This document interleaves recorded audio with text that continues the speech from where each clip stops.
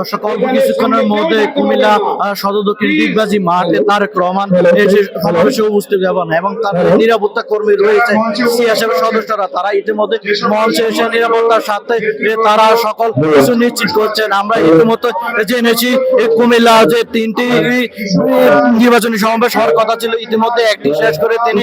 দ্বিতীয় যে সমাবেশটি রয়েছে সদর দক্ষিণ সুয়াগাজী ডিগবাজি মাঠে যে সমাবেশটি কিছুক্ষণের মধ্যে তিনি সেখানে উপস্থিত হবেন এবং তার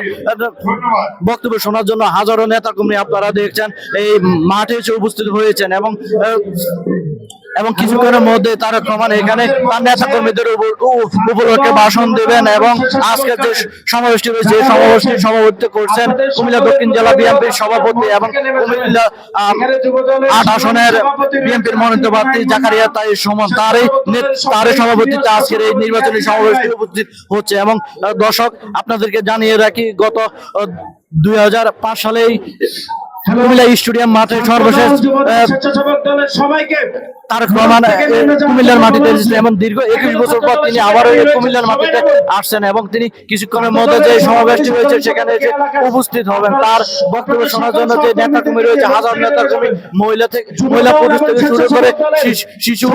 শিশুরাও এখানে উপস্থিত হয়েছে তারেক রহমানের বক্তব্য শোনার জন্য। দর্শক কুমিল্লা শহরতলির